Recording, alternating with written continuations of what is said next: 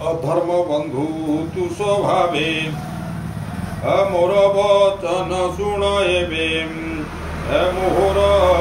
देशे न पशिबु देवे तू जीवन बंचिबु तुकेने थिबु राज घरे अधर्म दुख तो संगरे लोभ सत्य चौर्य कर्म ए आदि अशेष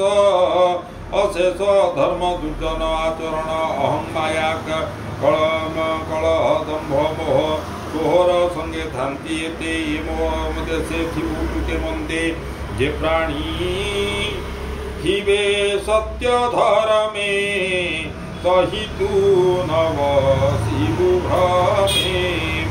हे ब्रह्म वर्ते जेते जन ब्राह्मणवादी चारि वर्ण आगम निगम प्रमाणे यज्ञ संपादी जेबे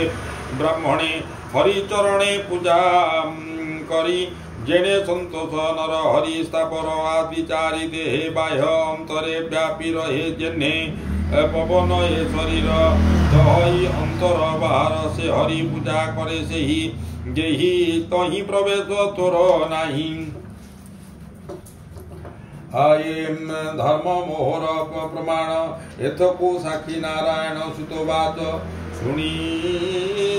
से राजार उत्तर कली कंपई थर हर उच्चे ऊंचाई अशीवर विषयी जेने दंड धर से राजा मुख कली चाहि बोलई सिरे कर देई कली उवाच घोराज मुतर वचने जीवित आज्ञा परमाणे तोते देखई आग पछे खड़ग हस्ते तुझी तू धर्म प्राणी कर सार विचारी मते स्थान कर जही विश्वंते विश्वं निश्चिंते थिबी मुहि तोहर आज्ञा तीरे आज्ञा थे सिरे बही सुतवाचन कली वचन शुणी हसी संतोष चित्ते राज रुचि चारि प्रकार स्थान देला नित्य धर्मे जही मेला द्युत कामिनी मद्यपान प्राणी मारण जेवा स्थान पुणी बोलई कली जुग मोर ए तानि चारि भाग जही मुथिबी निरंतर पंचम स्थान दिय मरे कलिर राज्य का भाली चित्ते सुवर्ण देला तार हस्ते ये पंच स्थान पंच गुण ब्राह्मणे सावधाने शुण मिथ्या बसई द्युत मध्ये काम कामिनी मद मध्ये प्राणी मारण रजगुण सुवर्ण मध्ये विरिपुगुण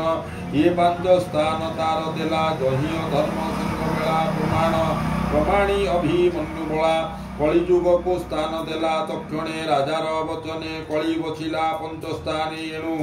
एमानंको सेवन नकले विज्ञ देहु जन से धर्मशील जेने मेरु स्वभावे लोकपति गुरु तप सबुज दया तिनी वृषभ पाद बोली मानी निजर विषय पालने वर्तिला ये चारि चरणे आश्वास वाक्ये मन हरि पृथ्वी की समबुद्धि करी स्वभावे स्वधर्म पालने राजा उचित जे प्रमाणे धर्म नंदन धर्म का कोले तपे अरण्ये जीवा बेले परीखे राज शिक्षा दे स्वर्गे चलिले पांच भाई सही प्रकारे मने गुणी रहे कौरव शिरोमणि हस्तिनापुरे राजनीति प्रजापालने चक्रवर्ती मंते अभिमन्यु सुत प्रजापालई अविरत जार राज्ये तुम्भे ताई हरि भजुच यज्ञदाही से हरि चरणे विश्वास कहई जगन्नाथ दास निर्मल भागवत वाणी सोजने तर यहा शुणी आनंदे कवार हरि बोले श्रीमद् भागवते महापुराण परमहंस्यां सहितायां वैशाख प्रथम स्कंदे कली निग्रह नाम सप्तम अध्याय सप्तदश अध्याय।